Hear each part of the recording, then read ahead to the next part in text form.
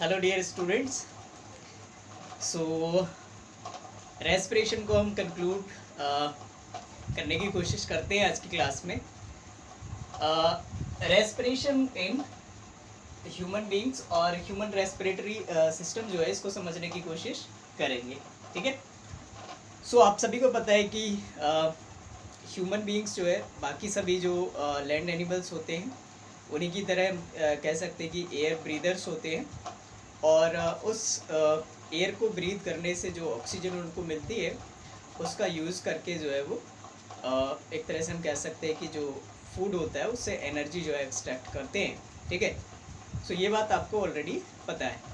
अब ह्यूमंस जो होते हैं इन्हें रेस्पिरेशन करने के लिए कुछ स्पेशल जो हम कह सकते हैं कि ऑर्गन्स की ज़रूरत पड़ती है। ठीक है।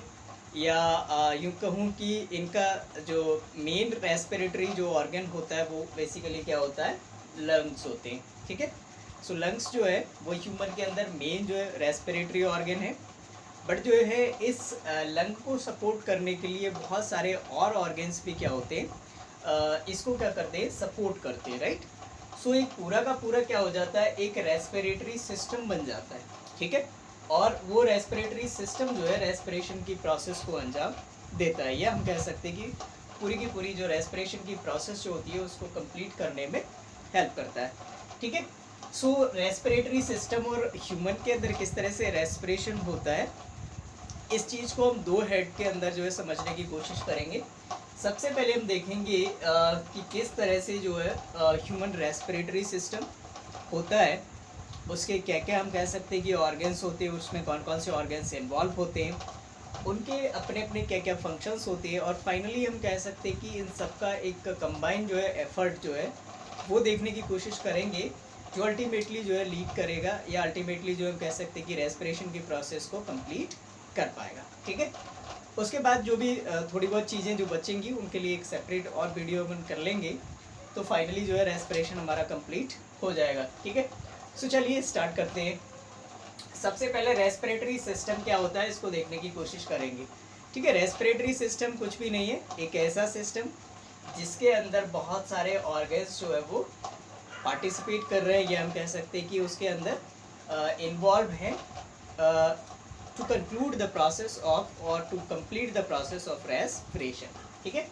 सो रेस्पिरेटरी सिस्टम जो होता है बेसिकली कहाँ से स्टार्ट होता है, ये स्टार्ट होता है आपकी नेसल पैसेज से। ठीक है। नेसल पैसेज से जो है ये स्टार्ट होता है, या उससे भी पहले हम कहें तो ये जो है नोज से स्टार्ट होता है। सो नोज से स्टार्ट होता है। ठीक है। आप सभी को पता है कि नोज जो है उसमें दो नॉस्ट्रल्स होते हैं। ठीक है। सो 2 नॉस्ट्रल्स आर हियर। 2 नॉस्ट्रल्स जो होते हैं उनके बाद हम कह सकते हैं कि जो एक पैसेज होता है, ठीक है, नॉस्ट्रल के बाद का जो पैसेज होता है, ठीक है, वही आपका क्या होता है, नेसल पैसेज। ठीक है। उसके अलावा नेसल पैसेज के अलावा आप देखेंगे कि उसके नीचे आपको एक और पार्टीशन दिख रहा है। सो ये पार्टीशन क्या है आपका, माउथ कैविटी और बकल कैविटी। ठीक है। सो माउथ कैविटी और बकल कैविटी को जो है सेपरेट करता है एक तरह से जो फेरिंग्स होता है वो। फेरिंग्स के नीचे जो हम कह सकते हैं कि एक जो है वॉइस बॉक्स होता है जिसको हम क्या बोलते हैं, लेरिंग्स। लेरिंग्स के बाद जो कुछ इस तरह से आपको स्ट्रक्चर्स दिख रहे हैं, ठीक है, रिंग जैसे, ये बेसिकली क्या है, आपके ट्रैचिया है। ठीक है। और हर एक जो है इंडिविजुअल जो एक तरह से यहाँ पर जो स्ट्रक्चर दिख रहे हैं ये सब क्या है, रिंग्स ऑफ कार्टिलेज है ना। इसके आगे आप देखें तो ये पूरा का पूरा जो ट्रैचिया है वो आगे चल के हम कह सकते हैं कि जो चेस्ट कैविटी है, ये पूरी की पूरी आप देख रहे हैं, ये पूरी की पूरी क्या है, चेस्ट कैविटी है। तो चेस्ट कैविटी के अंदर ये क्या हो जाता है, 2 पार्ट्स में डिवाइड हो जाता है। ठीक है। और ये जो 2 पार्ट्स बनते हैं, इन पार्ट्स को हम क्या बोलते हैं, ब्रोंकाई। ठीक है। एक पार्ट को बोलते हैं ब्रोंकस सिंगुलर के लिए, दोनों को हम क्या बोलते हैं, ब्रोंकाई। ठीक है।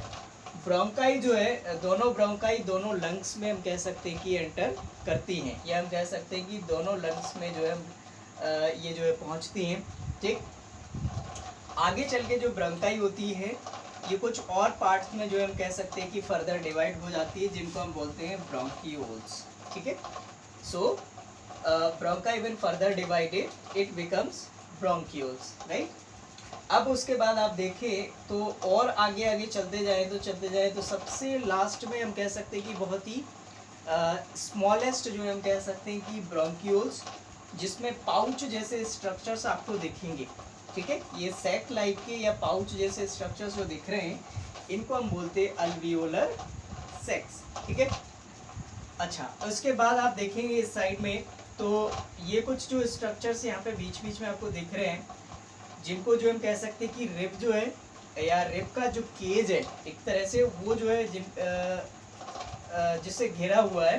ठीक है, ये पूरा का पूरा स्ट्रक्चर जो अंदर आपको डॉटेड वाला दिख रहा है, this one is our lungs. ठीक है, मेन जो है एक तरह से रेस्पिरेटरी पार्ट, जहाँ पर ब्रीदिंग की प्रोसेस जो है वो होती है। ठीक है, अच्छा उसके अलावा आप देखें तो ये जो पार्ट्स आपको दिख रहे हैं, these parts are rib cage, ribs, and पूरा का पूरा जो रिब्स है, जो पूरे के लंग्स को जो है कवर करता है।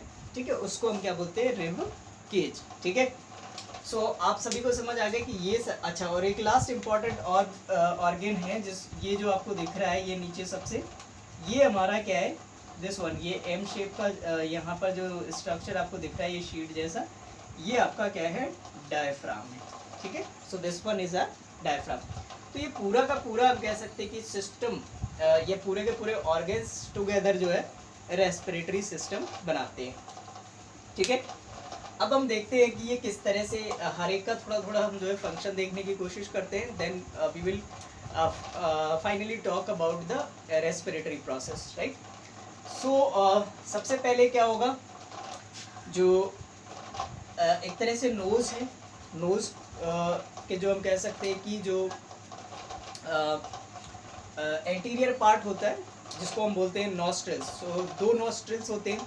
नॉस्ट्रिल से क्या होगा, जो एयर होगी वो विथड्रॉ होगी, मतलब एयर जो है एटमॉस्फेयर से विथड्रॉ होगी नेसल्स के थ्रू।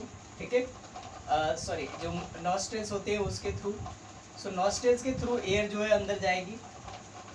अब उसके बाद क्या होगा, ये एयर जो है जैसे ही यहाँ से आगे बढ़ती है, तो ये जो नेसल पैसेज होता है, नेसल पैसेज में कुछ जो है आपको छोटे छोटे हम कह सकते हैं कि स्मॉल जो है हेयर्स आपको देखने को मिलते हैं। ठीक है, साथ ही साथ जो है एक सब्सटेंस रिलीज होता है, जिसको बोलते हैं म्यूकस। ठीक है, जो कि जो है म्यूकस ग्लैंड जो हमारे नेसल पैसेज के अंदर होती है, वो रिलीज करती है। ये दोनों फाइन हेयर्स और म्यूकस जो है, इनका मेन फंक्शन क्या होता है, बेसिकली ये क्या करते हैं कि जो भी एयर के साथ डस्ट पार्टिकल्स या इम्प्योरिटीज़ आती हैं, उनको जो है यहीं पर रोक लेते हैं। ठीक है, उनको एक तरह से फिल्टर करने का काम करते हैं, और जो क्लीन एयर होती है वो आगे पास होती है।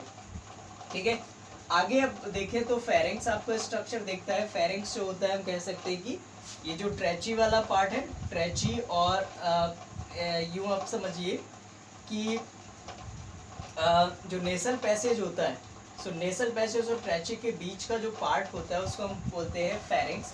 ठीक है, ये फेरिंग्स एक तरह से हम कह सकते हैं कि नेसल पैसेज को जो है एक तरह से जो माउथ कैविटी है, ठीक है, ये बकल कैविटी है, उससे सेपरेट करता है, जिससे कि जो है जब भी हम खाना खा रहे होते हैं, तब जो है तब भी हम सांस ले सकें। ठीक है, लैरिंक्स जो होता है, ये एक तरह का वॉइस बॉक्स होता है। ठीक है, ये जब ऊपर नीचे होता है तो वॉइस जो है वो निकलती है। ठीक है, तो इसका तो अभी खैर यहाँ पर कोई रोल नहीं है, बट जो है आपको बस यहाँ पर ध्यान रखना है कि लैरिंक्स के बाद आप नीचे देखते जाएंगे तो ये कुछ जो है आपको स्ट्रक्चर्स दिख रहे हैं, रिंग्स, इनको बोलते हैं रिंग्स ऑफ कार्टिलेज। ये सॉफ्ट बोन्स होती हैं। ठीक है, ये सॉफ्ट बोन्स क्या करती है, ट्रेचिया को जो है, ये जो ट्रेचिया दिख रही है, या इसी को हम क्या बोलते हैं, एक और नाम इसका क्या है, विंड पाइप।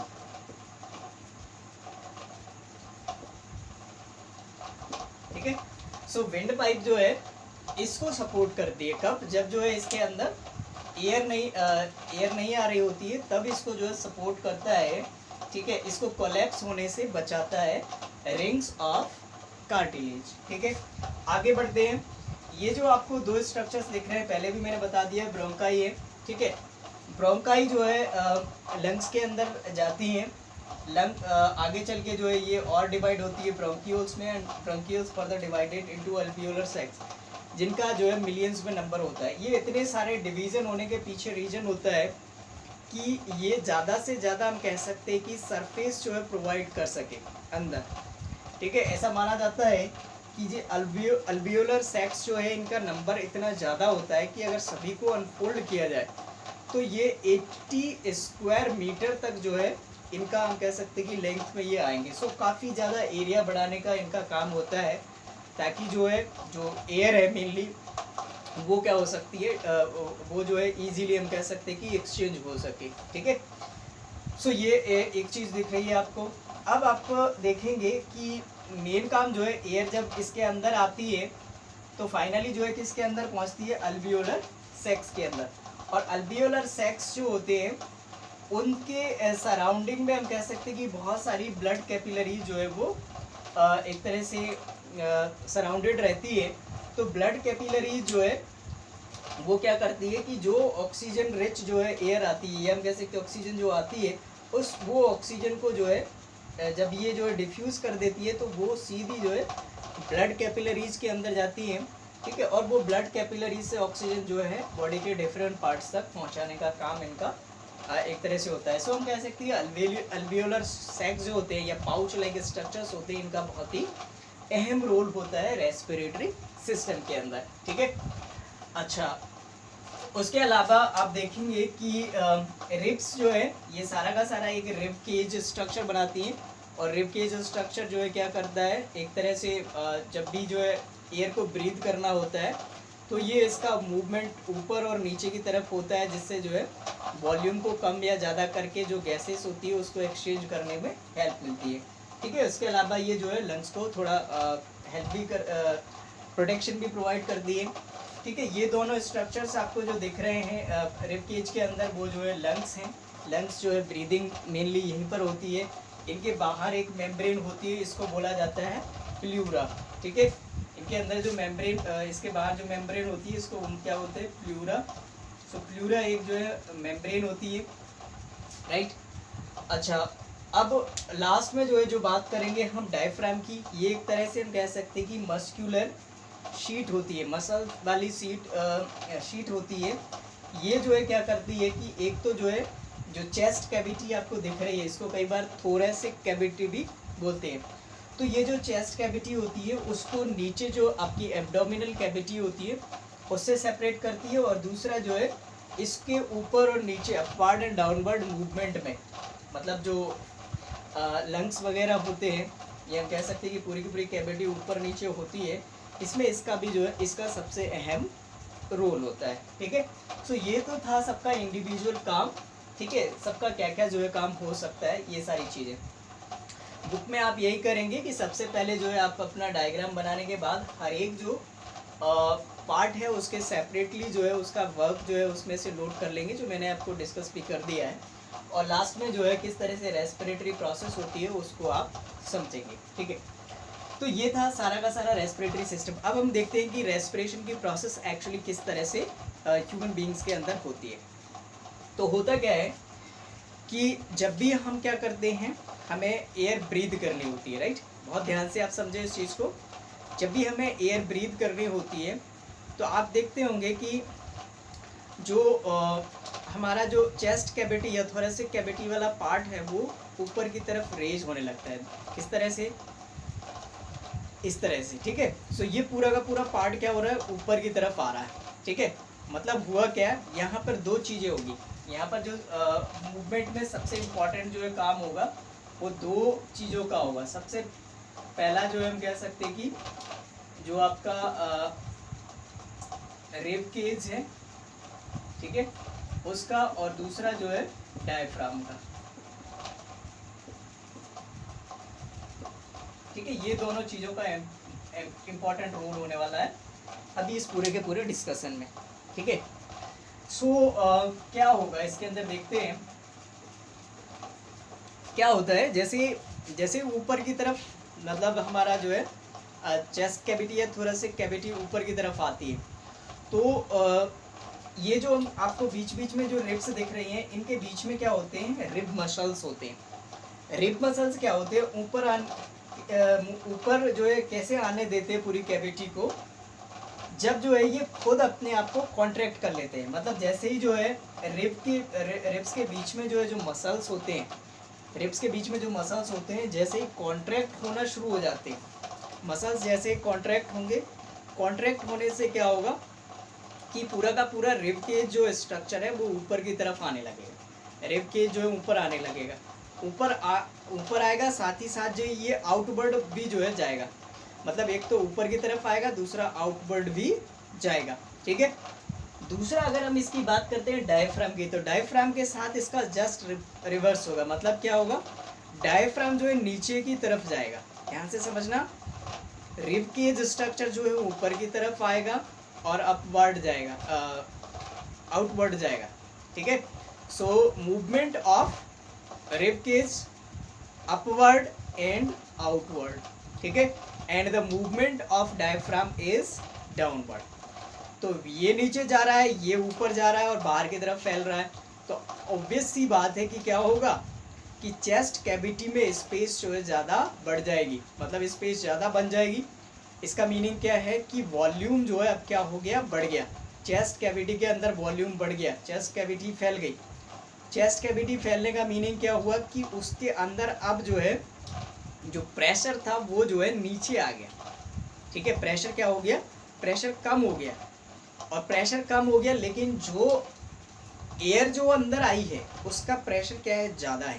ध्यान से समझेंगे, हमारे जो चेस्ट कैविटी है उसके अंदर जो है प्रेशर कम हो गया है, बाहर से जो एयर आ रही है उसका प्रेशर ज़्यादा है, तो ऑफकोर्स अब क्या होगा कि एयर जो है अपने आप जो है वो सक होती चली जाएगी, ठीक है। समझ आ पा रही है बात, बाहर का प्रेशर ज़्यादा है, अंदर का कम है, एयर क्या होगी, सक हो जाएगी, ठीक है। मतलब बेसिकली क्या हो रहा है, एयर कैसे अंदर आ पा रही है, अंदर आने का सिंपल सा रीजन क्या है कि हम जो है जो हमारा डायफ्राम है वो नीचे की तरफ जा रहा है, हमारा जो रिब केज है वो ऊपर की तरफ और बाहर की तरफ जा रहा है। इससे क्या होता है, क्या हो रहा है कि जो चेस्ट कैविटी है उसके अंदर वॉल्यूम बढ़ रहा है, वॉल्यूम बढ़ रहा है मतलब जगह ज़्यादा बन रही है, जगह ज़्यादा बन रही है मतलब ज़्यादा प्रेशर नहीं है, लो प्रेशर हो गया है, जबकि बाहर जो है हाई प्रेशर है। तो उस वजह से अब आपको पता है कि जिस तरफ जो है हाई प्रेशर होता है वहाँ से जो है लो प्रेशर की तरफ विंड जो है फ्लो होती है। सो इस तरह से हम कह सकते हैं कि अब जो विंड है या एयर जो है वो जो नॉस्ट्रल से जो है नेसल पैसेज, फेरिंग्स और ट्रेचिया से होते हुए हम कह सकते हैं कि कहाँ पर पहुँच जाएगी, ट्रेचिया से होकर के एक तरह से ब्रोंकाई से ब्रोंकियोल्स एंड जो है फाइनली अल्वियोलर सेक्स के अंदर, ठीक है। अब यहाँ पर क्या होगा, अल्वियोलर सेक्स के अंदर जैसे ही पहुँचेगी पाउच के अंदर, इनका एरिया जो है बहुत बड़ा है, बहुत दूर दूर तक जो है फैले हुए हैं। मैंने पहले अभी बताया इतने ज़्यादा नंबर्स होते हैं, मिलियंस में ये होते हैं कि इनको अनफोल्ड करने पर बहुत बड़े एक तरह से हम कह सकते हैं कि डिस्टेंस तक ये जा सकते हैं। यहाँ पर जो है ये सारे के सारे, अब यहाँ पर जो मेनली जो है जो ऑक्सीजन आ गई है वो ऑक्सीजन जो है क्या होगी, डिफ्यूज़ होगी, ठीक है। किसके अंदर, जो ब्लड कैपिलरीज है उसके अंदर। सो उसके अंदर जो है ब्लड कैपिलरीज के अंदर वो ऑक्सीजन चली जाएगी और वहाँ से जो है फिर सेल्स के अंदर पहुँच जाएगी, ठीक है। सेल्स के अंदर रेस्पिरेशन होगा, रेस्पिरेशन के बाद जो है फिर से कार्बन डाइऑक्साइड वेस्ट प्रोडक्ट जो जनरेट होगा, वेस्ट प्रोडक्ट जनरेट होगा, वो कार्बन डाइऑक्साइड को ब्लड कलेक्ट करके लाएगा और वापस से इन अल्वियोलर सैक्स के अंदर जो है क्या कर देगा, डिफ्यूज़ कर देगा, क्योंकि अब जो है कार्बन डाइऑक्साइड का कॉन्सेंट्रेशन ज़्यादा है, वो जो है इसके अंदर डिफ्यूज़ कर देगा।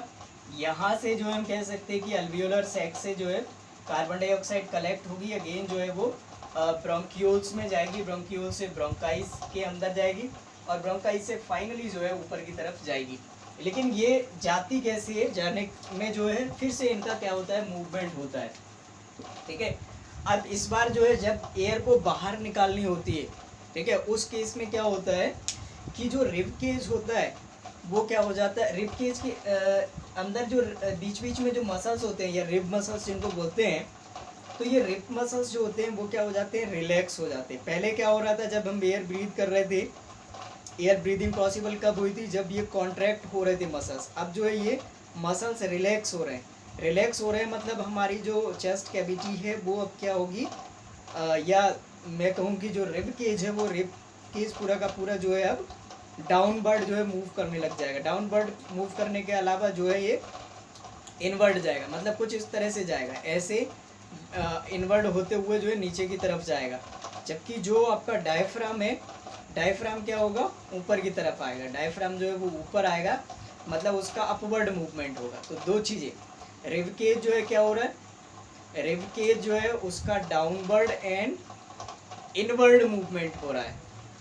डाउनवर्ड एंड इनवर्ड मूवमेंट, जो डायफ्राम है उसका अपवर्ड मूवमेंट। इससे क्या हो रहा है, पूरा का पूरा जो चेस्ट कैविटी है उसके अंदर जो है अब स्पेस कम होने लग जाएगा, मतलब वॉल्यूम अब क्या हो रहा है, कम हो रहा है, वॉल्यूम कम हो रहा है, ठीक है, मतलब प्रेशर बढ़ रहा है, प्रेशर बढ़ रहा है, बाहर कम है, ठीक है। तो उससे क्या होगा कि अब जो है पूरा प्रेशर जब बढ़ेगा तो जो एक तरह से लंग्स के अंदर कार्बन डाइऑक्साइड गैस जो आ गई अब वो क्या होगी, बाहर की तरफ निकल पाएगी। सो इस तरह से इजीली हम क्या कर सकते हैं, एक्सेल कर सकते हैं, ठीक है। सो ये पूरी की पूरी प्रोसेस होती है। मेन चीज़ आपको इसमें यही ध्यान रखना है कि जब भी हम ब्रीद इन कर रहे हैं तो रिब केज का जो है जो मूवमेंट होता है वो क्या होता है, एक तरह से अपवर्ड प्लस आउटवर्ड, ठीक है। और डायफ्राम जो होता है वो क्या होता है, डाउनवर्ड मूवमेंट होता है, ठीक है, डाउनवर्ड मूवमेंट होता है। जबकि हम बात करते हैं जब जो है, ये तो ब्रीद इन की कंडीशन हो गई, जब हम ब्रीद इन कर रहे हैं, और जब ब्रीद आउट करेंगे तो इसका क्या हो जाएगा, जस्ट उल्टा हो जाएगा, मतलब रिब केज जो है वो डाउनवर्ड जाएगा, इनवर्ड जाएगा, और डायफ्राम जो होगा वो अपवर्ड जाएगा, ठीक है। सो ये पूरा था आपका एक तरह से रेस्पिरेटरी सिस्टम और ह्यूमन के अंदर रेस्पिरेशन, ठीक है। बहुत ही ईजी है, ज़्यादा आपको हेडेक नहीं पालनी है, सिर्फ आपको जो है इस डायग्राम की 2 से 3 बार जो है प्रैक्टिस करनी है, ठीक है। और बाकी जो है चीज़ें इजीली हम कह सकते हैं कि आपको समझ में आ जाएंगी, एक बार आप रीडिंग करेंगे, ठीक है। और आपको इसको प्रिपेयर करने का मैंने तरीका आपको बता ही दिया है कि सबसे पहले जो है अलग अलग जो पार्ट्स हैं रेस्पिरेटरी सिस्टम के, उनके बारे में आप जो है एक एक का सबका जो है एक तरह से उनको एक एक या 2-2 लाइन में जो उनको एक्सप्लेन कर ले। देन जो है सारे का सारा रेस्पिरेटरी सिस्टम आपको मैंने जो बताया है उसको आप वैसे का वैसे ही नोट कर लें, ठीक है। सो आपका रेस्पिरेटरी सिस्टम इस तरह से कुछ कंप्लीट हो जाएगा। थोड़ी बहुत एक आध चीज़ें और बची हैं, उनके लिए सेपरेट अलग से एक वीडियो ला करके इस पूरे रेस्पिरेशन को हम फिनिश करेंगे। सो आई होप आपको जो है चीज़ें समझ में आ गई होंगी यहाँ पर, ठीक है। So thank you very much.